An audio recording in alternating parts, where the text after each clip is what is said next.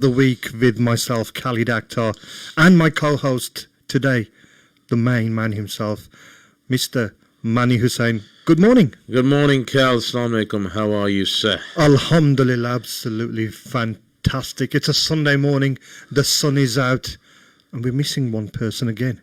Where is he? Where is that fellow? That was very kind of you, fellow. To be honest, he's missing in action again. Yeah. He did send me a text during the week saying he can't come for the next 2 weeks, but Well, what can I do? still don't know what he's doing. Yeah, let's leave that topic to one side. How's your week been, Cal? Absolutely fantastic. Work, and now more work. Yeah, I've been similar. I've been since out of the isolation period and out of illness and back into the swing of things and work and more work, but all good stuff. Well done.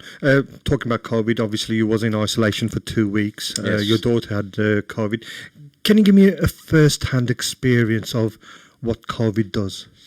I think the symptoms and individual experiences are individual, but typically it's a fever, it's cough, is feeling very, very unwell, and I think just taking care as a family and keeping in isolation is fundamental, because we all have a duty of care to our fellow humans and fellow citizens. But yeah, that was what it was. In effect, Cal, it was very individual in terms of the symptoms themselves.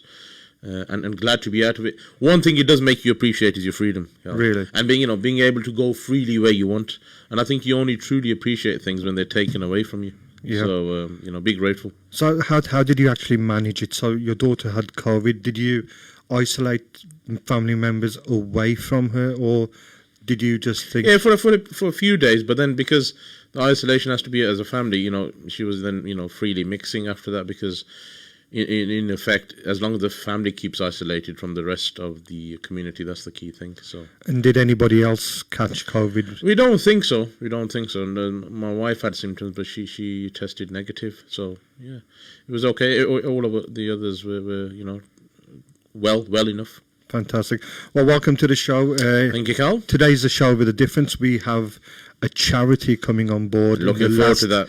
20 minutes of the show. So everybody out there who wants to get involved in one way or another, please listen in.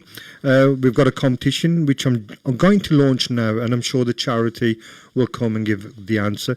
The question I'm asking today is, our charity's name is WMF. What does that stand for? So if you know the answer, please do give us a call, or you can text in this Sunday morning. 01902972150 is that telephone number, or you could text in 07440 420 432. That's what does WMF stand for? And I'm sure when the charity comes in around about 11:30, they will explain more. Shall we give a slight clue on it, Cal, or should no clues? No, we're kind-hearted here on Ramadan Radio, so yeah, do so. So one of the clues is around the location. So one of the letters is around the location. So yeah, that's probably a clue. Yeah, but there you have it. You can't get any more kinder than that from our Mani Hussain. Welcome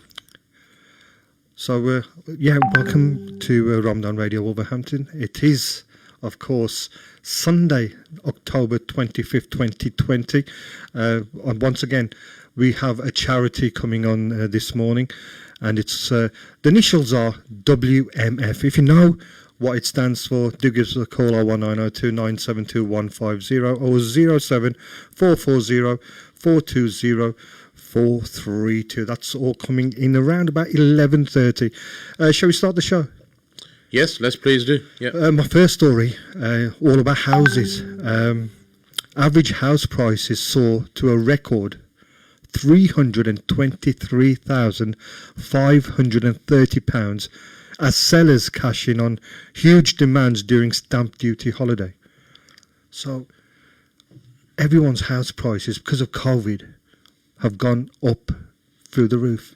You'd expect it to go the other way around, wouldn't you? You think so, wouldn't you? Well, I think it just shows you where there's a cash to be made, people do seize on that, and obviously with the removal of stamp duty, I think people are taking an opportunity. Full advantage. Full advantage of it, yeah, absolutely. So, and, that's increased the demand, which then has inflated / increased the prices. So good for some. Yeah. I think good for some, but obviously I think it'll normalise after a while as well. So prices rose by 1.1% and are now £16,000, 818 pence higher than the same time last year.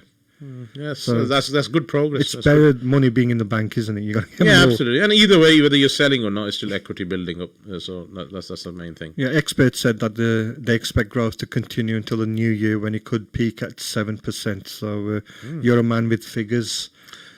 Shall we invest in property? Yeah, I'm sure you've got a few already stashed away, Cal. I wish I did. I always said I wish when my dad came into England, he would have landed in London somewhere and rather than Wolverhampton. Exactly, yeah.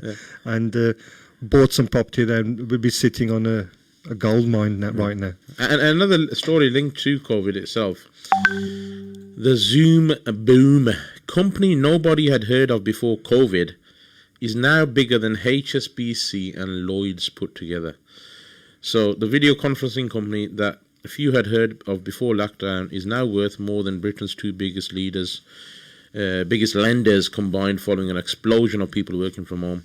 Yesterday, shares in Zoom soared by 35% after it revealed profits had rocketed by more than 3,000%. Wow. Yes, you heard correctly, people. 3,000. 3,000% between May and July.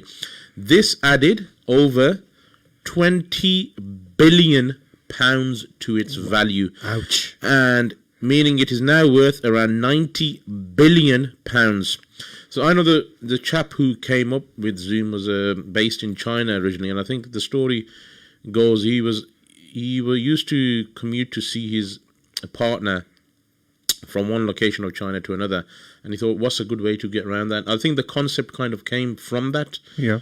So it just shows you where those seeds planted and where they've got to. So do you use Zoom much? I do, yeah. We use Zoom, use Microsoft Teams, use Google Hangouts. Yeah. They're all very, very good kind of, it's anywhere where you can converse by video, share documents, share files, share messages. So, they're excellent. Actually, I used Zoom for the first time in September, just gone. How did you find it? And it was brilliant because it was my mom's third anniversary khatam. Ah, okay. And what we done was Hafiz Fiaz. Oh yes, Hafiz Fiaz. Actually done a Zoom meeting, so we done a dua, a khatam on Zoom. So yeah, fantastic. And talking about Hafiz Fiaz, Salam brother Kal and Manover.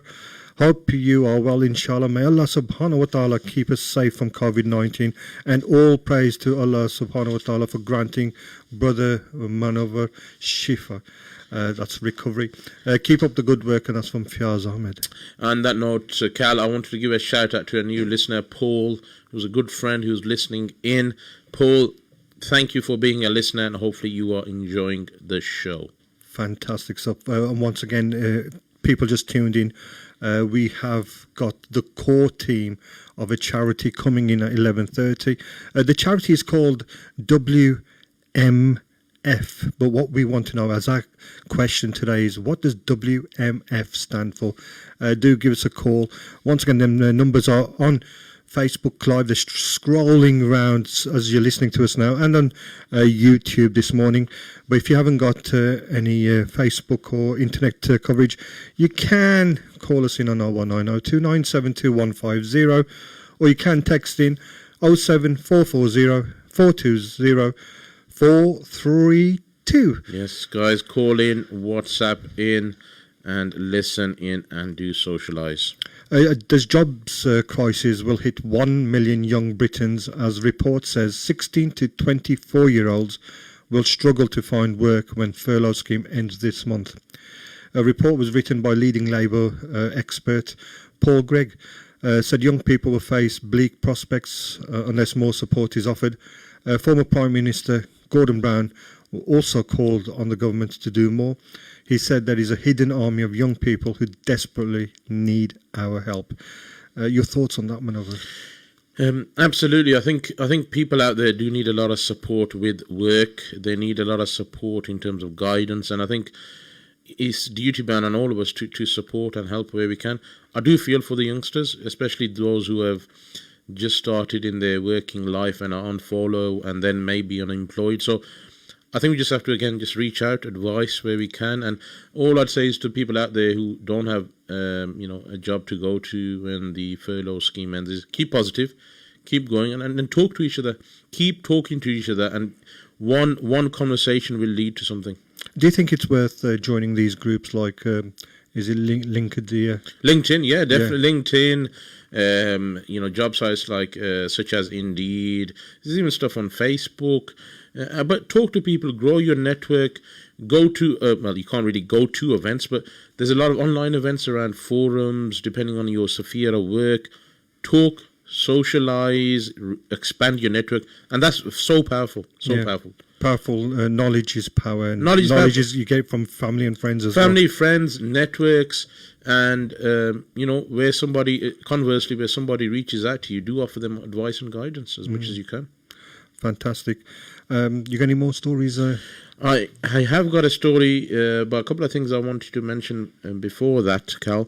Obviously, the Habib win yesterday. I mean, great. What an ambassador of the sport in terms of his humility, and an icon of the sport. But also, he's very Islamically focused as well. Islamic focus, but I think for me, it's Islamic focus, but also that gives that focus on humanity as well. Being kind, being caring, looking after your parents. And being humble, and look at icon of the sport who could do and earn as much as he wanted, but he's keeping grounded at all times, which is fantastic.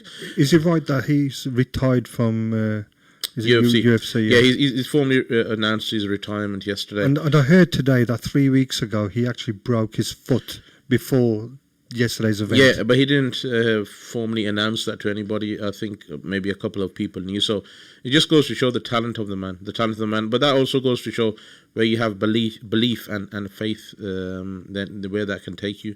On a story, actually, again, it's COVID linked. What else could it be? Did you know about this exception to the COVID rules?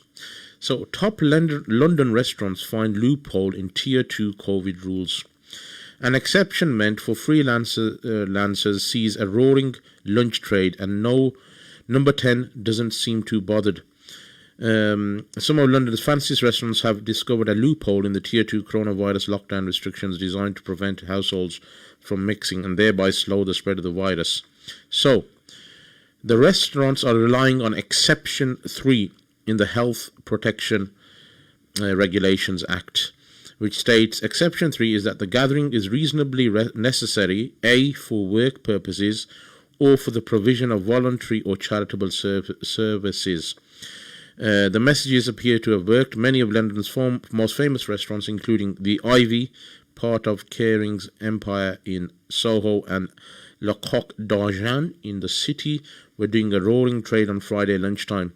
So in effect, if you're gathering for work purposes or for the provision of voluntary or charitable services, so you could get together, and COVID-19 does not apply. That does not apply in restaurants. So that mixing is allowed. So for work purposes being the primary one, or for the provision of voluntary or charitable services. So there you go, Kel. A loophole, but obviously, listen. Don't tell the Asian business people about this. Whatever you do, don't say it. They'll be all out there. But guys, on a serious note, do still take care.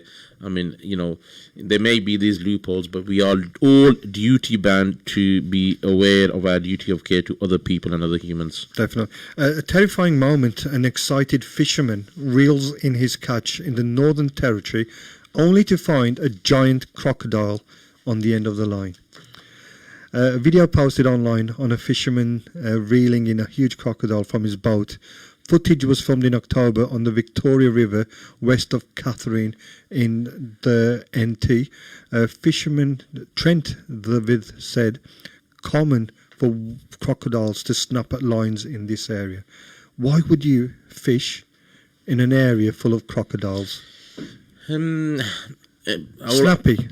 Snappy. That's one way of putting it. But also, maybe you've got a bit of a liking for crocodiles. Maybe you've got no fear. Maybe you just want them to bite you or something. I don't know. It's a variety of reasons, isn't it? Did you know people actually eat crocodile meat? Yeah, which country is that most prevalent? I mean, you've travelled the world, Cal. It's got to be something like Australia, definitely China, Japan. Yeah, they would definitely cater for the. You'd probably the more exotic taste, but yeah, it's a interesting thing. I mean, things that you would eat and you wouldn't. How would you halal a crocodile? Can I get back to you on that? Yes, definitely. Once again, thank you for listening in to Ramadan Radio Wolves. This is Stories of the Week. Later on, around about 11:30, we have a core team from Wolverhampton coming in discussing their brand new charity. That's 11:30. If you've got any questions for them, please do call in with them questions while they are live on air. We continue with Stories of the Week. Wales. Let's talk about Wales again. This is our co-host Shabaz's favourite country at the moment. He went there, he left there, and Wales have now kicked out all British, English nationals to their country.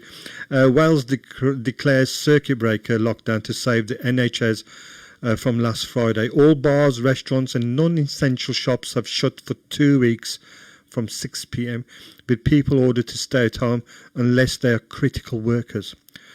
So Wales have announced a new sharp and deep action to combat coronavirus with a circuit breakdown. Bars, restaurants, non-essential shops will be shut for 2 weeks under plan, and people told to stay at home. So yeah, do you think this was necessary? I'm sure they're based on calculations. So if a circuit break is required, I'm sure it's based on scientific evidence. So yeah, I would say so. I was actually expecting England to follow suit, especially this week, with the kids being off for half term. Yeah, I was discussing with friends a few weeks ago. Maybe they'd have done 1 week before half term or after half term, but nothing's surfaced. But so let's see where it goes. Yeah, I think 2 weeks have a proper washout. Do you know what I mean by washout? A bit of a spring clean. Spring clean, yeah. Spring clean, Keep everyone in their house. 2 weeks. Whatever's lingering, let it die. And then let's see where we go from there. Yeah, I mean, hopefully, either way, let's hope the situation gets better, because obviously with the winter months coming in, the nights drawing in, it makes it a bit more tougher for people. But talking about the nights, did you enjoy your lying this morning? My extra hour, yes, it was. Felt slightly fresher, if you know what I mean. So that was good. How about yourself? Yeah, I think I was up at the same time as normal. Your body clock gets you up. Yeah. So I really didn't feel any different. I just stayed in bed for an hour longer. Yeah. Well, obviously because the prayer times have moved back now. I'm usually up about 6, half 6, but I think I was just naturally up about 5:30 anyway. Yeah. So normal time, but clockwise it was seemed earlier. Well done. Read your namaz. Your Fajr namaz is the most important namaz of the 5. I'm not saying all 5, they're all important, but the Fajr one is the most important. Sets you off for the day. Exactly. Absolutely. Here's another story for you, Cal, and listeners out there. Playing on your phone is as bad for your skin as the sun. That's the sun as in the sun up there, not the Sun newspaper. Okay. Although some may have thought about that, I suspect. Never believe what's written in the Sun. Well, always believe what's said on Stories of the Week. And there you go, Cal. We should brand that. Blue light can cause premature aging, says expert who warns that people should wear sunscreen while using devices. A dermatologist is urging people to have less screen time to avoid skin damage. Dr. Shyamala Gunathisan said blue light from devices deeply penetrates skin.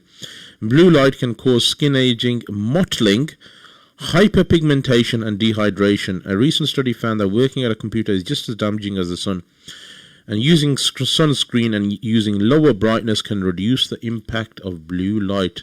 So can you imagine that before you go on your phone and having a good surfing session, slapping some sunscreen on yourself. So yeah, it's not just on holidays you need sunscreen. What do you think about that? I mean, can you imagine your better half, Cal, and she's your better, just saying, Cal, before you go on that surfing session, you need a dab of sun cream all over you. She's that kind. She'd actually put it on me, for your safety, of course. Obviously, but it's something pathetical, that isn't it? You're putting something on your face, your arms, and maybe your hands, just to surf on the internet. Yeah, I think I think you generally know when you've had too long on the phone or computer anyway, don't you? I mean, Yeah, my battery dies. yeah, that's a short sign. This is a nice story that I picked out this week. A woman who thought she was engaged is left shocked after a groom denies ever proposing despite her 7 months of wedding planning, and he claims they're not even dating. So an unnamed bride to be shocked to hear that her boyfriend had never proposed to her, had been planning a dream wedding for 7 months after accepting a proposal. Boyfriend said he had never popped the question and said they weren't even dating. How would you feel if you're going out with a girl and then she's engaged, she's obviously accepted your marriage and proposal, and then all of a sudden, a few weeks before the wedding, who are you? We're not even dating. That could be quite heartbreaking, couldn't it? That could be quite something heartbreaking. mental going on in I'm not sure his head. Why has he just come to his senses? I'm not sure what's going on. Either way, I think you've got to minimise that pain. Even if you've got even if you've got a tough message to communicate to somebody, just say it openly, say it honestly, and people are sometimes more understanding than you think. So but so that's quite odd, that story. It is very odd. Very odd. I mean, have you heard of Gary Lineker? I'm sure you have. You know what? Go on, you tell yours, because I've got a Gary Lineker story. I was just going to name and shame him. So okay. Should I do this story? You do yours first. So all those football fans out there, I know Paul is one of them. He is listening in. Gary Lineker signs £1.2 million deal to remain the face of Walker's Crisps for the next 3 years. Gary Lineker, 59, has been helping to advertise Walker's Crisps since 1994. He will step back slightly from adverts after penning a deal worth around 1.2 million. Lineker recently signed a 5-year deal with the BBC, said to be worth 6.5 mil. So the chap is doing well, and he's the face of Walker's for years to come. He's making a lot of money, isn't he, Gary? Gary? Yeah, he's doing well. I mean, I do like Gary. Yeah. I do like Gary. I mean, he's down to earth. He's down to earth, but also I find unlike most media personalities who shy away from issues, and I'm trying to think of examples top of mind where he's voiced his opinion. He's not backward in coming forward, so to speak. He's not one of those celebrities who will just please his sponsors. If there's atrocities happening across the world or similar, he does highlight those. And I'm trying to think of an example, but it's not coming to my mind. But I do recall him doing something in that space. Well, you've said something good about him, so I'm going to say something bad about him. Go on then. Even though he's a nice gentleman, Gary Lineker apologises after being seen without a face mask while browsing the dessert section of an M&S food hall after berating the public for similar lapses during the pandemic. So Gary Lineker, 59, was photographed shopping without a mask on in Marks and Spencer's in Barnes. A presenter apologised for blaming old age for forgetting covering. Lineker has criticised snowflakes for refusing a face mask during the pandemic. So yeah, it happens, I suppose. I mean, if it was an innocent mistake, but obviously he's recognised that he's been the bigger person and he's apologised. So that's good. I actually went shopping yesterday. I went to get one of these carbon monoxide alarms. Oh, for your new property, I'm assuming. Or no, just generally. I was feeling a bit unwell yesterday. Okay. And I was thinking, you know what? We've recently had some work on the radiators. Yeah. Could it be that? So you know what? When it's in my head, I need to do something about it. So I went to the shops and I bought this carbon monoxide alarm. Yeah. And in front of me were two Polish gentlemen not wearing a face mask. Yeah. And I thought, shall I challenge them or shall I not? And you know what? I chickened out. I thought it's not my responsibility. It should be the shop owner's responsibility to say, look, you're entering the shop, please wear masks. Yeah, it's their shop, it's their duty to enforce their roles. Otherwise, we'd be getting into tiffs with everybody. So I think it's best to step away from that as much as you can. But how's the carbon monoxide alarm gone down? Yes, it took me a while to get it going. Yeah, and rev it up. Yeah, you have to. These instructions aren't easy. yeah. I had to Google the instructions. Yeah, just to tell me how to put the batteries in. On that note, Cal, we got a new device. My daughters wanted something, and especially the youngest one. So we got a Amazon Echo, the Alexa. Alexa. So I tell you what, they've been having fun with that. Have they? Hello Alexa, can you do this? Hello Alexa, can. It's like there's a new person in the home. It's like a new whole personality, and it's Alexa do this, and Alexa, are you bored? Alexa, are you sad? And it all gets a bit interesting. So yeah, but how clever is Alexa? Yeah, she's very good. Isn't she? And my older daughter was doing a maths revision yesterday, and she said, "Oh, I'm using it as a calculator, Dad. So this, add that, and rather than typing it, I go, come on, use a traditional calculator, idiot. But Alexa's just there on hand. It just makes life easy. It makes it easy. I mean, the days when you can say, Alexa, go and make me a cup of coffee, or go and do my bed up, or go and clean the garden. I mean, that's the days we'll think, yeah, but that'll be artificial intelligence taken over. Do you remember the Terminator movies? I do. I like the Terminator. When did you first... we are slightly diverting, but do you remember the first time when you watched the first Terminator movie? I remember it distinctly. I was young. That's all I could say. Were you younger than you were supposed to be? Because I'm sure that was a 15 or 12, and I'm sure when I watched it at a friend's or family's house, I was like, this is awesome. It was almost kind of scary as well. It was in a very thriller kind of way. It was really good. Anyway, got a break. See you in a bit. See you in a bit, Jim.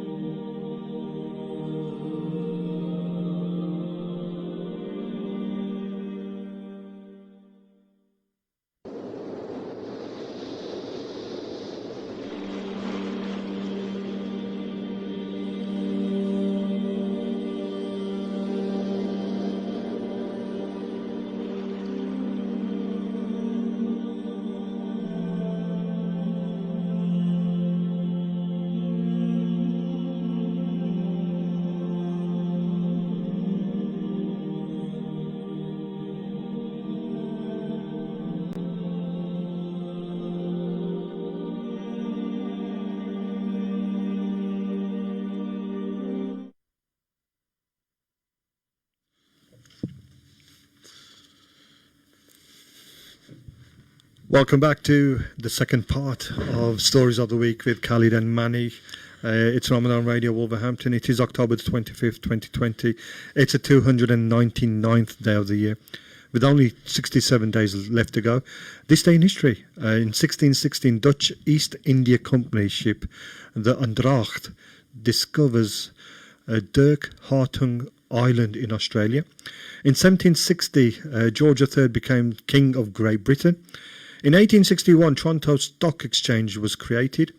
And in 1952, this day in history, on October the 25th, Nazir Muhammad scores Pakistan's first Test century, 124 versus India. In this day in 1955, Tapan sells the first microwave oven. 1955, first microwave oven. It's a long time ago. It is, isn't it? It's a long time ago. And I think it's one of the best creations ever made. Absolutely. Best gadgets, Absolutely. microwave. I mean, where would we be without them? Exactly. In 1960, the first electronic wristwatch placed on sale in New York City. And in 1963, Beatles begin their first full foreign tour in Sweden. 1978, on October the 25th, Halloween, the film, directed by John Carpenter, starring Donald Pleasance and Jamie Lee Curtis in her film debut, was released. Probably the same time, really, with Terminator, isn't it? About that, what year is it, Carl? 1978. I think...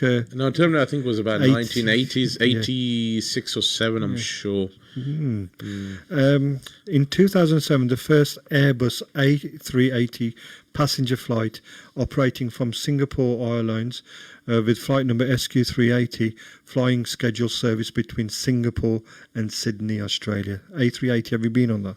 A380, yes, I have, yeah. Beautiful plane. Beautiful, yeah, absolutely. If you're celebrating your birthday today, you're celebrating it with Pablo Picasso. 1881, he was born, Spanish artist. You've got a few of his paintings in your home, mate. I've got a few stashed away. I mean, I didn't celebrate my birthday last week, Carl, you know. So oh, yes, I totally forgot about it. We did mention it last week on the radio, actually. Ah, yes. But you, I think you tuned in a bit late. Yeah, I tuned in a bit. I think I was tuning just as about you were finishing off. Yeah. Yeah. In 1888, Richard E. Byrd, American aviator and polar explorist, first person to reach both the North and South Pole by air. In 1919, Muhammad Reza Pahlavi, the last Shah of Iran, Persia, born in Tehran, Persia. So the last Shah. In 1926 birthday, Ismail Gulgi, Pakistani painter born in Peshawar. In 1979, Rob Hulse, English footballer, played for Sheffield United, was born. And also born in 1981, Sean Wright Phillips, English footballer, whose dad's Ian Wright. Yeah, very famous. I think Ian Wright adopted Sean, didn't he? Yeah, but he's still... Yeah, of course. Yeah, no. In 1984, Katy Perry, American pop singer, she was born. Shami Kapoor, Indian actor and director, born in 1931. Happy birthday to him. And finally, if you're celebrating your birthday, you're celebrating it with Srinidhi Shetty, born 1992. She is also an Indian actress and an Indian model. So happy birthday if you're celebrating today. Happy birthday to all. Do you know anybody celebrating today? Not today, Cal. But obviously there's been a lot of Libran celebrating, and obviously, well, actually, I think we passed this Libra sign. It's 25th now. What's the next sign after that? After Libra, do you know, Cal? A man of your star sign knowledge. I only know mine. What star sign are you, Cal? I'm an Aquarius. I'm Aquarius. Okay. Yes, so yeah. Let's carry on with some of the stories. I know what are you trying to think there? You're trying to get into my head. I'm thinking nothing, Cal. Should I give you a story here, Cal? Go on then. Professional stuntman proves he holds a torch for his girlfriend by asking her to marry him whilst on fire. Oh, hot stuff, eh? Absolutely. Footage shows how Ricky Ash made a unique proposal while covered in flames. COVID nurse Katrina Dobson gathered herself after the stunt to agree to marry. Ricky, 52, described it as being like doing a big Hollywood blockbuster. There you go, Cal. I mean, did you go to those lengths with our sister? Or? To burn myself to death? I was hot stuff anyway. I didn't need to do that. Let's discuss this offline, I think. The sort of experiment went on a couple of weeks ago where journalists went into old people's homes asking them for advice for the young children. And I came across this one young lady. I could call her young because you're always young at heart. Yeah. It said, she wrote this: truth be told. An elderly care home residents share very honest advice for youngsters, including spend all your money and have some cheek. One of the residents, called Margaret, wrote the following: spend all your money, enjoy yourself while you're young, Yeah. have some cheek, don't be pushed around, and if you're nice to people, more often than not, they will be nice to you. So that was her advice. And I think that's great advice. That's timeless advice, if you will. Yeah. So enjoy the time, enjoy the moment, enjoy your money. And what do Asian parents do? The opposite. They can do. They don't enjoy their life, but they'd rather save their money so their children enjoy their life. I think that is changing, Cal, slowly. I think with the new generation, I think it's, because everything is preordained, in our view and in our faith. And I think if you have a blessing, you need to enjoy that, because then you're appreciating that blessing, whether that's money, whether that's a house, whether that's your children. And your children are the biggest blessing. Indeed. So learn to live in the moment, I think. Do children appreciate what parents have done for them or doing for them? And I think ultimately they do appreciate it, but I don't think they can quite express that or quite fully understand it. And as they mature, they understand that more, I believe. Well, we hope they do. I know some parents, their children do, and I know some parents who their children don't. So where is it? Where have the parents gone wrong? Is it the upbringing, or is it society itself, or is it the TV coverage, media? I think it's a mix of different things. Obviously, as you know, I do a lot of work with children in terms of coaching, mentoring, and other fields myself. And I think it's a mix of all those things, Cal. I think it's a bit about nature, it's a bit about nurture, it's a bit about the company you're with, it's a bit about, if you're bringing children up, do you necessarily give them everything that they ask for? That's not necessarily... I think you've... is that the right thing? Because if you give them everything they ask for, is that making them appreciate the value of those things? So that's one question. Or, do you give them things as they deserve and reward and be, firm but fair kind of thing? So there's different methodologies. So, and how you condition children around some of that thinking, around some of that practice has a massive bearing on their future. I like the thoughts, especially the last ones that you just come with. I think you're bang on there. Give a little, but not a lot. Yeah. Value is key, isn't it, Cal? Because indeed. And that's in any way, whether it's children or adults. If you can realize the value of something long term, that'll hold you in good stead. Like as an example, Cal, let's take it back to football. You're a season ticket holder at Wolves, correct? Indeed. You've not been able to go to any matches this year, or who knows for how long. When you're back in the stadium, how will you feel? Oh, it'd be like heaven to me. Yeah, but it will be like, but it'll make you appreciate that 1,000% more. 100%. I can tell that. You're almost having like symptoms of. I do. I don't know what to do with myself on some weekends, and fair play to my wife. She's coped with me over the weekends. Yeah, no, it's good. But I mean, you're probably one of the biggest Wolves fans, out there. I think. How long have you been a season ticket holder? Since I was 18, 19. Yeah. So I won't tell the listeners how many years that is. It's over 30 years. Over 30. They can do the maths. There you are. Over 30 years. A long time. I've been there in Division 1, Division 2, Division 3. Yeah. And then we started coming back up. So the years of Bully you went through. What about Bully? What a player. What a player. Was he one of the best you've seen? Yeah, definitely. For Wolves. The guy had that scoring touch. Yeah. And, still, alhamdulillah, we still see Bully now and again. What's his role now? He's an ambassador for Wolves. So, okay. He does some charity work. He goes and opens houses, hospitals. Yeah, very good. Yeah, very good. His heart is with Wolverhampton. That's fantastic. Once again, that competition, in 20 minutes' time, we have a charity coming on. The core team from Wolves. A brand new charity that's been launched last week. They're going to be talking about it. Looking forward to that very much. Indeed. We'll be asking them some probing questions as well. Probing. I like that word. Probing. They're scared now. So they should be. They're called WMF. we want to know, what does WMF stand for? And of course, Manny's already given one of the letters away. It was the location, didn't you say? Yes. Location where we are. Yeah, one of the letters is a location. So I mean, hopefully, I mean, you'd have thought people would work that out. Yeah, I hope so. Have you had any entries so far, Cal?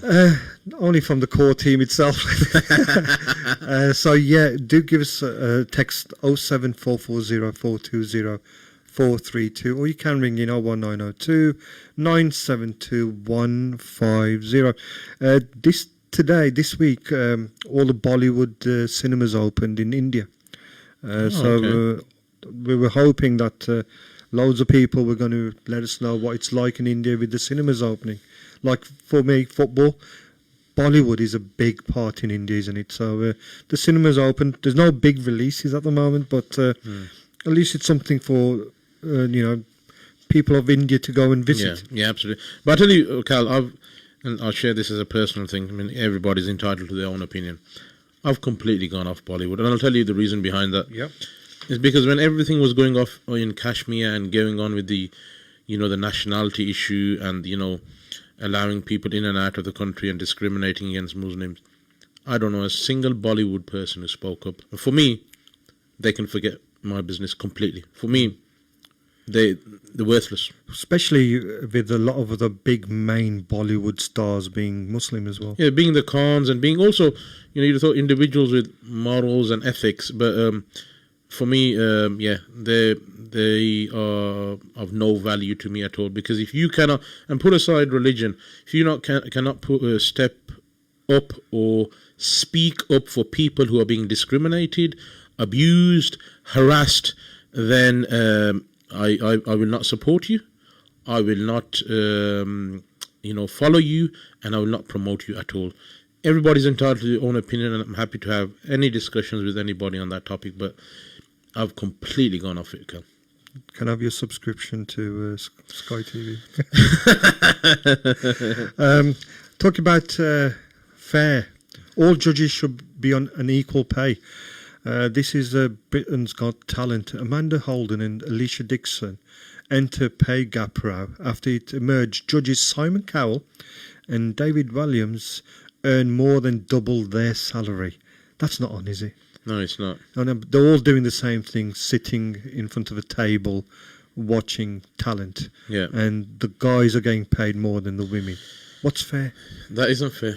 That is not fair. So why, in this day and age, are they still getting paid less than the superstar Simon Cowell? I'm sure they're justifying it somehow. Maybe they're justifying it based on appeal of Simon Cowell, his brand, because he is a brand. He's a brand. I mean, there's a famous saying. It's not famous. Yeah, maybe it's famous. Have you heard the saying belt and braces, Cal? No. So belt and braces means when you do something quite thoroughly. So you say, oh, I've done this, but in my planning, I've also done this. I've really taken belt and braces approach. Belt being belt, braces being those braces here. Yeah. So belt, braces, and tucked in jumper is what Simon Cowell is. It's like you got the belt, he's got the braces, and he's got the trousers pulled up, and do you see what I mean, Cal? I do indeed. He broke his back around about 12 weeks ago, and he's actually walking at the moment in Los Angeles. How did he cause that? He went on this electric motor scooter, fell off it, and he broke his lower back. And he's doing well at the moment. He's back up and going. Fantastic. He is quite entertaining, isn't he, Simon? He is, he's a character. I haven't seen him for a long, long time, I must say, though. Did you want a story, or do you want to carry on with the... I've got a story here, if you want to. Go for it. You know who Martin Bashir is? I do. He's unwell, I think. He is. He's seriously unwell with coronavirus. The BBC says journalist who interviewed Princess Diana 25 years ago. I remember that interview. I do, yeah. Is suffering complications from the disease. He's seriously unwell. It's all COVID-19 related. The 57-year-old is currently working as a BBC News Channel's religion editor. Illness comes amid renewed interest in his career, making 1995 Panorama interview with Princess Diana. Nice gentleman, calm, collected. Very nice. Comes across very good as well. Very nice. And, that interview was truly memorable, wasn't it? It was truly memorable. So our thoughts are with Martin Bashir. Absolutely. On a lighter note, I think we may have discussed this previously, but Quality Street. I'm sure you're a fan of Quality Street. Certain chocolates. Certain chocolates, yeah, absolutely. I know which ones you avoid, Cal. Pick and don't mix. Quality Street delights fans with new personalised tin that can be packed with your favourite chocolates. Okay. And it will be available all year. Quality Street is bringing back their pick and mix option for Christmas this year. Now available online for the first time. Previously, it was a John Lewis concession. Fans will be able to pick the sweets in the tin as well as change the name. New web shop will be open all year round, and 1 kg personalised tins cost $15.99 plus $2.99 delivery to UK. How much? $15.99 plus $2.99 delivery to UK mainland addresses. But if you want the experience, Cal, I mean, that way you could pick all your favourites. That's one way around it. But don't you think there's a certain experience to the ones you do like, the ones you don't like. So rather, just have everything. It makes it more fun in a way, doesn't it? What, stealing the best ones? Yeah, exactly. That's what I mean, Cal. You've got it. You've got it in one. You know what? That's something I do. I'd open the tin carefully, get all the good ones out, and reseal the tin. And then everybody else is looking for it. That's something I would do. Cal, I mean, I didn't know you'd go to those. You've given your secrets away I'm now. a child at heart. Yeah. I mean, I can understand you doing that to Shabazz, Do you know my wife hides chocolate from me in the house? Does she? She hides it from me. Well, everything? No, only certain chocolate, because she knows if I see chocolate, I will eat it. And she's obviously looking after my health. Of course. And she hides the chocolate. But guess what? I always find it. Do you know the secret spots? Or you know the hiding. She could hide it anywhere. I smell it out. I've got that super sense. The super chocolate smell. Chocolate smell. What's your favourite chocolate? Favorite chocolate? Aero Mint. I don't mind. That's one that she recently hid, actually. Bounty. I like. And that's her favourite. Wow. You know what? Aero Mint and Bounty, and any others. Those are probably the two that come top of mind. Obviously the Kinder Bueno is okay, and the Ferrero. Ferrero Rocher. I mean, Cal. Classic, isn't it? The thing is, you can put a tin of. I mean, even if you like chocolate, you put a tin of Ferrero Rocher there. You know the gold things that you get, boxes. It's not and it will not last there. There's just something about it. Ferrero Rocher. Question for you. Yeah. Straight in the mouth, or do you cut it in half? I just go for it, Cal. What's his cutting business, Cal? Exactly. We're talking about property earlier on. Yeah. A London apartment the size of 2 king-size mattresses is on sale for £225,000. So, a small apartment, size of just 74 square feet. Yeah. It's on the market with estate agents, Jacksons, Stops and Chestertons at a whopping £3,378 per square foot, more than the double average price. So £225,000, and just probably not in the size of this room. That's crazy, isn't it, Cal? It's mad what prices in London. I mean, that is really crazy. But yeah, I mean, each to their own. As your creator bestows you, so each to their own. So, got a story here. It's called Unforgettable. Oh, okay. I can see where this is leading. A puppy is born with green fur on a Sardinian farm due to extremely rare pigment in its mother's womb. Cristiano Malossi was shocked to see a green-tinted puppy on the farm in Sardinia. The tiny dog, which has been named Pitacho, was part of a 5-dog litter. The rest of the litter, as well as the puppy's crossbreed mother, all have a white coat. So I fancy having a nice lime green puppy. Yeah. One of a kind in the world. It's quite unique, isn't it, really? Yeah. It's quite unique. Do you like pets? I don't mind pets. I mean, it depends. I mean, I haven't got a pet at home, but I've mooted a pet to the missus, but I don't think she's particularly happy about it. Shabazz last couple of weeks ago saying that he wants to buy a little kitten. And a little kitten? Kitten, oh, okay. Cat. Okay. Billy. And he's quoted me that the prices start from £1,200 for one kitten. Wait, I mean... I don't know. Maybe it's in Wales. I've got to go to Wales to get this kitten. I don't know where this fellow's getting his kittens from, Cal. I mean, I'm sure it's a special breed. I'm sure I could ring a couple of contacts in Birmingham and have a kitten at my doorstep in no time. Oh, no. But yeah, you know, he's got high taste. That boy. I mean, He has got high taste. I think we need to take him. I think my brother, when they bought a cat, they paid near £800-900 for there, but she was all white, okay, proper fur one, you know. Yeah, proper posh cat. Posh cat. Yeah, can't go outside.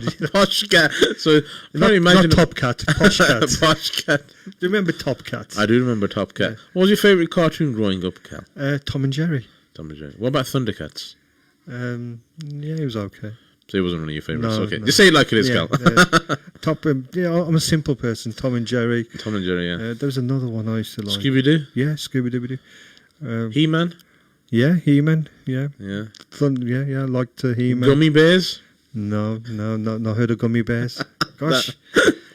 That must be something new, Gummy Bears. No, it's not that new. No. Those are drug sweets, aren't they? No, there was a chap on Instagram. His name is Tez Ilyas. He's a comedian. Yeah. And he did a whole Instagram video on your favorite cartoons of the 80s and people growing up in the 80s, because that was mainly my decade when I was growing up. And he said, I don't want to spoil your cartoons for you. And then he went through them all like He-Man. He said, look at the villains and the things they used to say. By the power of the grey skull. Yeah. Okay. And Gummy Bears. Okay, Gummy Bears. I mean, and you know the magic juice. What's the magic juice? So Right. some of the things he's mentioned is like, this puts a different spin on things. And you know, some of the cartoons they were villainizing the more darker characters than the lighter characters. You know, so for children that starts sowing some seeds. Of course it does. So it's interesting that, you know, kind of conditioning. So, but it's like all the TV programs, the dramas back in the 70s, 60s, 70s, early 80s. Yeah. Those cannot be aired now because of the content in them. No. Mind Your Language. Yeah. One of the best programs out, you know. Yeah. But things like that now, obviously, like you say, it plants seeds in young people. Yeah, absolutely. And in the future, you know, where kids that turn, don't they? Where that could lead. But I mean, for me, one of the all-time classics, and I could watch it over and over and over again. Not a cartoon, but Only Fools and Horses. Oh, brilliant! Every Christmas day, that was my highlight. You know, forget Christmas dinner. Yeah. Forget opening the kids' presents. Yeah. It was Only Fools and Horses. Only Fools and Horses. I can see you dressed up as Santa Cal, though.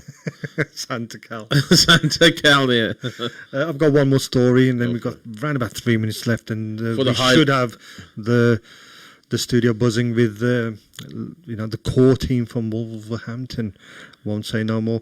Learner drivers will be given lessons in the dark before taking their test in a bid to slash number of accidents. So format will be similar to pilot training with the helps cope with adverse conditions. Learners may keep a logbook to document their different driving conditions. Overall is designed to reduce number of serious accidents involving novices. So when I passed my test, I never drove in the dark. No, you weren't required to. So obviously they're getting a lot more stringent and stricter. But in a way, I think, Cal, that's good, because if you can expose the drivers to different conditions, it's good. By the time they get on the road, they'll be, fully tested, so to speak. So do you think the driving instructors will charge double to come out at night time? I think they will increase their charges, but maybe they'll have some deals going on. Yeah. Hopefully they'll look after the punters, so to speak. Did you pass first time or second time? Well, Cal, third time, fourth time? There is a statistic, Cal. Before I answer that question, let me give you the statistic. Okay. Apparently the safest drivers, the safest drivers, or the best drivers, I think it was, pass on which test? Second time. Yes. I'll let you mull over which test I passed on. Just like me. There you Second go, time. But the first one, when I failed, I was gutted, Cal, because it was a mistake which was just quite odd. It was just really odd, and it was. Did you know I took my first test on my 17th birthday? Oh, okay. So I'd done my test, and the instructor says, "You're 17 today." I says, "Yeah." He goes, "Where you been learning?" I went, "Private roads." He just didn't like me. He didn't want to know who I was, and he failed me because of that reason. I think anyway. That test was 100%. I'd done 100% proper, and he failed me. Yeah. And then a month later, I took it again, and I passed. Different instructor. Different instructor, passed. Anyway, It happens. It happens. It happens. So looking forward to our main event, Cal. Can't wait. We're going to be graced, aren't we? Oh, we're definitely going to be graced. They should be walking in the studio soon. In fact, I'm that nervous. I need to have a wee. Okay, so what I'm going to do is we're going to go to a short break. After the break, we have the core team from a forum coming in. They will give the answer to our competition as well. They'll be talking about themselves, what they do, what they don't do, what they can do, and if you want to join in. Any questions, do get them ready. 01902 972 Don't be shy, people. Please ring in. And of course, if you don't want to ring in, you can text in 07 440 420 432. So that's in the next 20 minutes. Stay tuned to Stories of the Week with Cal and Mani Hussain.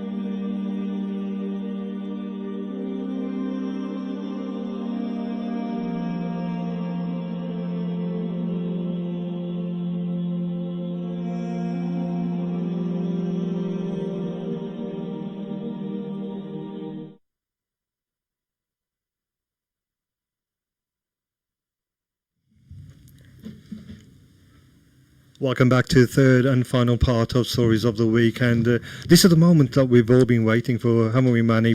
Absolutely. I mean, gracing us with their presence. What can we say? Exactly. Let's welcome Brother Muhammad Khalil and Sister Alvina Ali of WMF. First of all, welcome to both of you, and thank you for joining Stories of the Week. Thank you. WMF.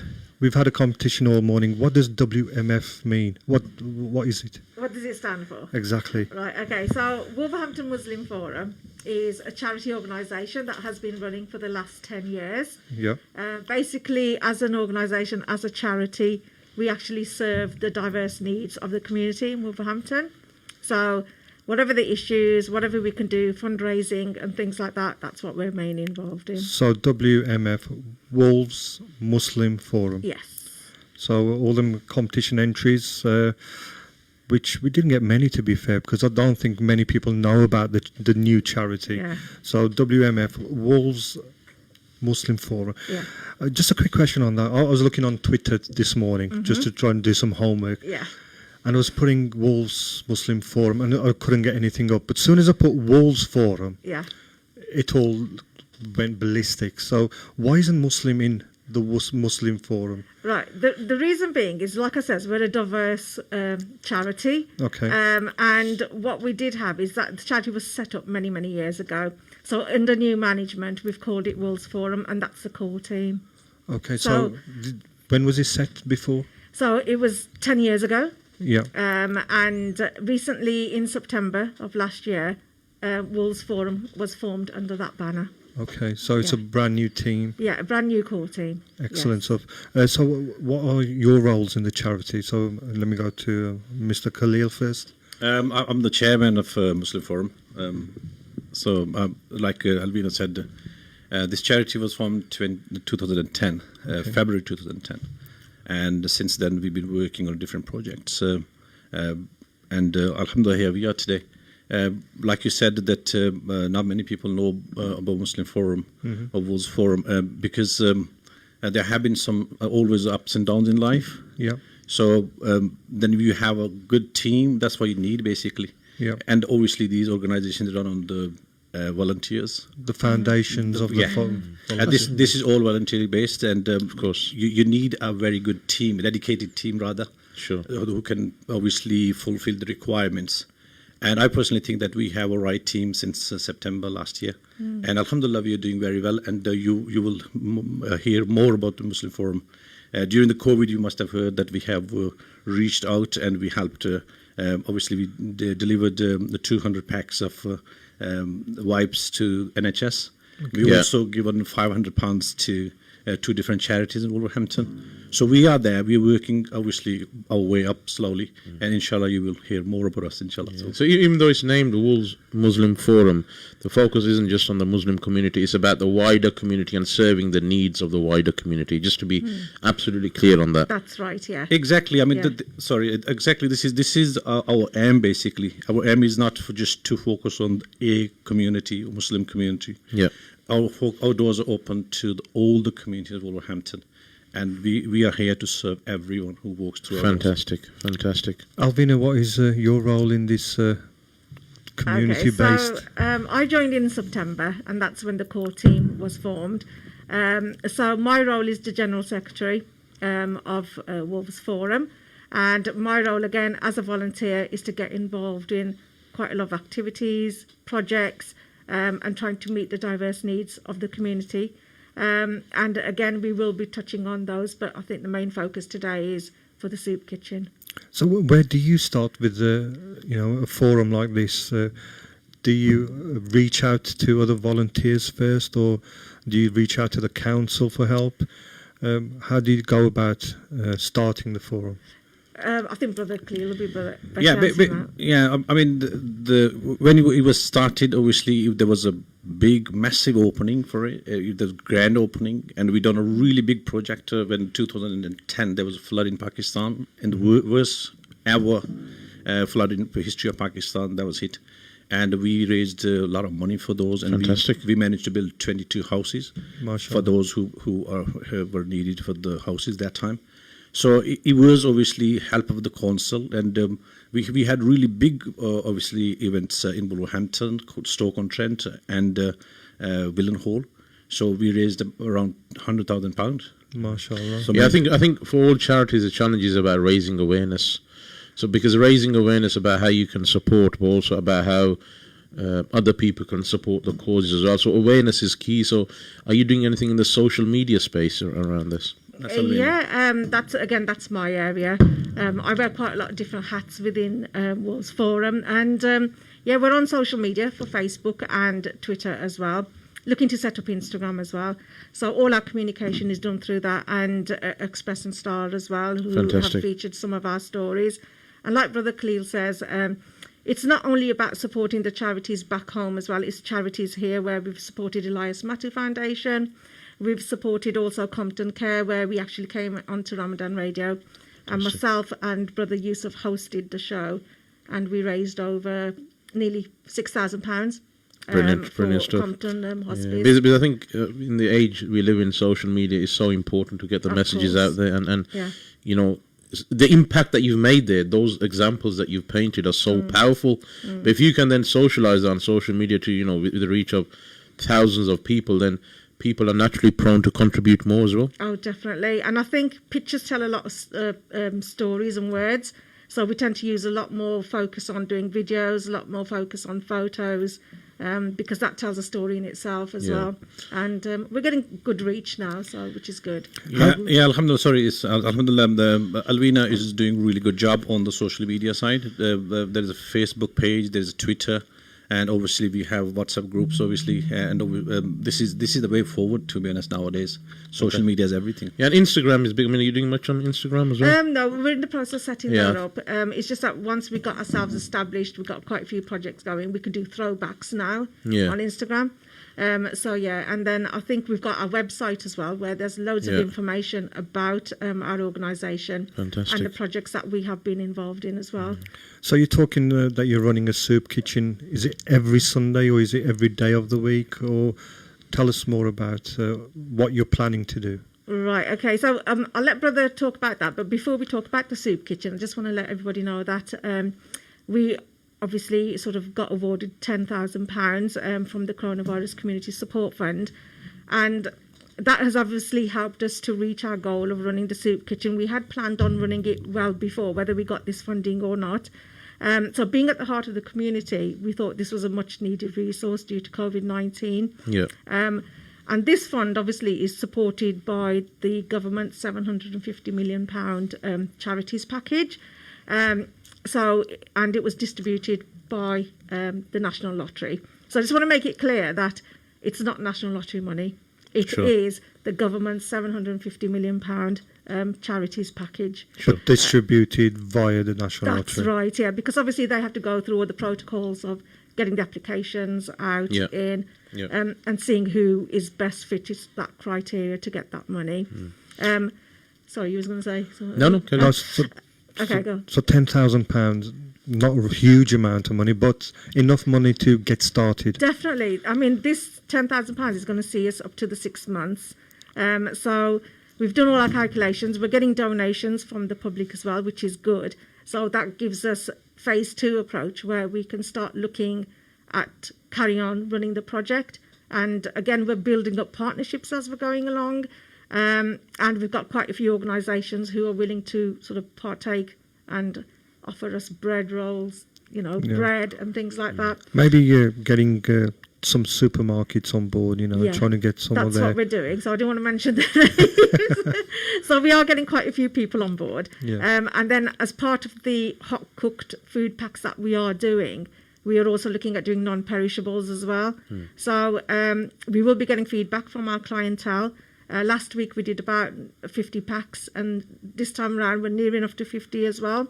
So our numbers are growing gradually as, again, word gets round about our services and what we're providing. Because you've been set up since 2010, did you say? Yes. Yeah, so obviously, is this almost a revitalisation of the charity? I think what it is, since last year in September, that's when the charity has been revitalised. Okay. Because over the 10 years, not much had been done by the previous sort of trustees and management. Yeah. So this is where the core team has come in now And as young blood, we're going to make sure that we are delivering the right projects for the community. Yeah, because I don't know, obviously, being from Birmingham, there's a lot of charitable and a lot of good charities in Birmingham, locally, within the region.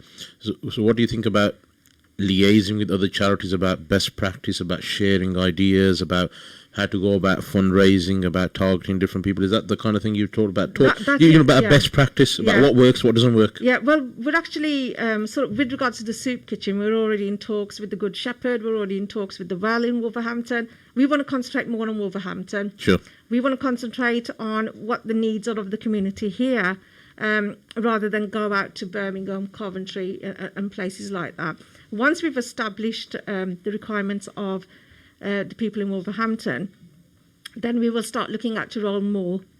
So obviously from the soup kitchen will come the food parcels. From the food parcels and the soup kitchen, again, it'll help us identify our clientele's further needs. They could be lacking benefits at home. They could be fuel poor. There's loads of things, and we can signpost them and refer them to other agencies as well. Sure. And you know, if as people we want to contribute, or the listeners out there want to contribute, partake, volunteer, throw in ideas, how do we do that? Right, basically we will be advertising for volunteers. We're already doing that on our personal WhatsApp groups and things like that, and by word of mouth. We've got some volunteers who are registered with us, and then obviously as the soup kitchen grows and the delivery service of that grows as well, we will be looking for more drivers and things.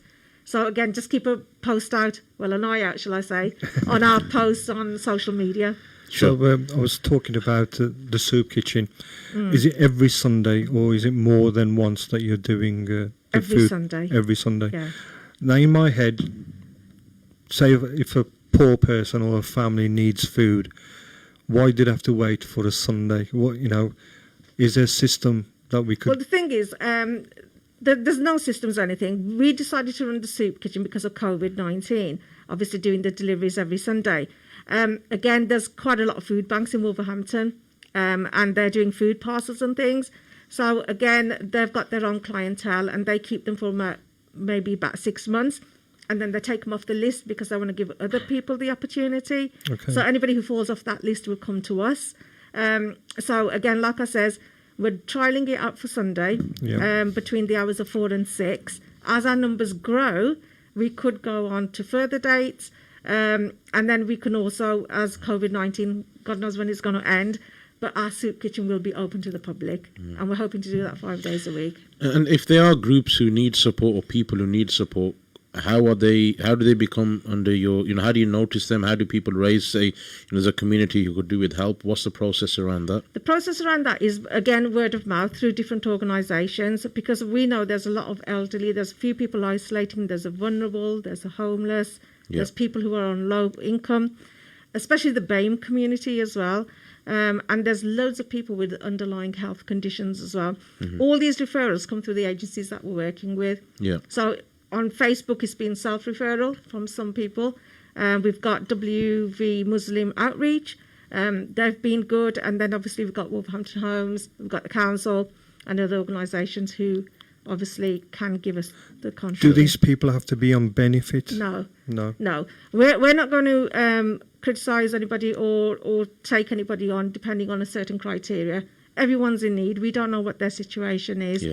Reality actually hit our team when we were out delivering the parcels. When you're physically there handing them, you can see that they are people in need. There's quite a lot of looking at some of the statistics here. I mean, in Wolverhampton, there's about 12.7% of households in fuel poverty, and then you got a further 29.2% of children that are in poverty in Wolverhampton as well. And these children don't have enough food to eat, or even, believe it or not, a bed to sleep on.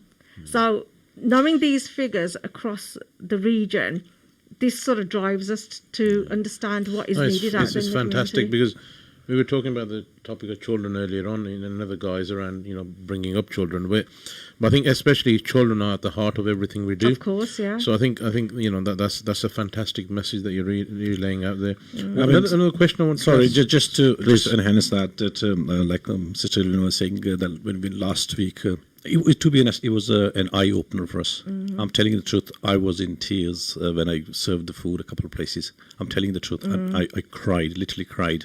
Yeah. And I went home and I was really sad. I take this hadith of Holy Prophet ﷺ, the nearest meaning that you can't be a Mu'min or Muslim that if you sleep with the full stomach and your neighbor is hungry. Yeah. And when I heard this hadith so many times, I related this hadith so many times. When I really went out, on last Sunday, it was eye-opening and touching the heart. And there is a need for this one, to be honest. And I think we are a bit late on this one, but alhamdulillah, we are there now. Yeah, I think that's absolutely paramount. And the concept of neighbor, people need to realize, not just your next door neighbor. It could be a neighbor in the community, and it could be somebody you come across, so you're neighborly towards them. Yeah. So that's key. So thank you for that, sharing that. One thing I wanted to ask was, obviously there's a lot of charities out there, as we know. Yeah. And people partake and give money to different charities. What makes you unique, or why should people help and contribute towards it? If you could just summarize that. I think as volunteers, we are the eyes and ears of the community. We know who our next door neighbours are. We know who the people in the community are. The people in the community know what sort of services that we are actually delivering. Yeah. So I think the main two factors are people are finding it difficult to heat their homes as well as feed their families. If we can do and develop projects around that, and especially around young people are the key people that we need to educate. With getting jobs, with doing activities for them in the community. And Brother Khalid, do you want to touch on young people? Yeah, we already have another project in line. Obviously, due to the COVID-19, there are a lot of things set back. We got a youth project, inshallah, soon coming. The idea, if you see, the aim of our charity is to obviously education, and obviously fill the gaps, whether there are the gaps in the community. And if you see our community, specifically if I talk with the Muslim community, they lack at basic skills and education. And there's a huge gap, to be honest. And what it leads to then is the drugs. Yeah. So what we're trying to do is, with this youth project, inshallah, what we're trying to do is bring those youths out of the streets and give them some valuable skills, engage in activities like a play group, so that kind of thing. And obviously when they are in your circles, then obviously you can assign them to different organizations who are obviously giving them this valuable skills, so they can build up their self. And sometimes it's just about seating a group of young people and having a conversation, having a cup of tea, because they might share stuff with you about their career, about their life, about their problems, about challenges they're having. And by just having a conversation, as they say, a bit of a gupshup, you that might throw out certain ideas and spawn certain things. Because I find, in Birmingham, I try to do similar stuff. Your company is key in terms of your development. Yeah. The people you come across on a daily basis is key. So, I'm sat here, Khalid, and you're witness to this, in front of these two fine people. If I can help in any way, please do. I commit to that, and Alvina knows me. So we will. So inshallah, credit to you. So that summarizes the key differences. Khalid, did you have another question? Yeah, I've got some light-hearted questions. Okay, yeah. Because we're a light-hearted show. And then we try to be. Yeah. Okay. And then I do want to give 5 minutes to Brother Khalil and say something in Urdu as well, because I know he's a master of Urdu. Oh, yes. So I want to give him some time there. So my light-hearted questions: who makes the food? Right, okay. So basically we've got an organisation in the Avion Centre, which everybody knows, and I'm going to mention them by name because obviously they're with us. It's Flavours. Yeah. Because the reason why we went for a well-recognised organisation is because we had to have a look at the certification, hygiene. Again, we have to take into consideration what's put in the product. There's people who are suffering from diabetes. There are people who've got nut allergies. So food is an important area. Exactly, yeah. So we need to make sure that we are covering all the angles and that the food is nutritious. That's the most important thing. So we've got Flavours on board who does that. So they do all the cooking and packing on their premises. And then where our premises is concerned, we have got a kitchen. But again, we'll be looking for cooks. We're looking for people taking on the food level safety course, which some of our volunteers are doing. So in the future, you want to make all the food. That's it. We want to do all our own cooking and stuff. We've identified people, so we want to be then in control. But at the moment, because of COVID-19, things are quite difficult. People are struggling in all means, walks of life. And this universal credit, obviously, it has pushed many people into crisis. So this is why we thought, you know what, rather than sitting, waiting for things to happen, let's use other people out there as well in the organisation. Okay, so quickly before we move to Brother Khalil, where are you based? Contact numbers, emails. If you quickly give that, then we'll leave it with Brother Khalil to finish off this. Again, we're based in the heart of the community. That's the Elms Resource Centre. That's Manby Close in Wolverhampton, just behind the Whitmarines Library, behind a block of flats. We're quite easy to find. And if anybody does want to contact us, they can do on 01902 422 922. And also, they can use that number as a WhatsApp number. So you must be on WhatsApp to send us a text as well.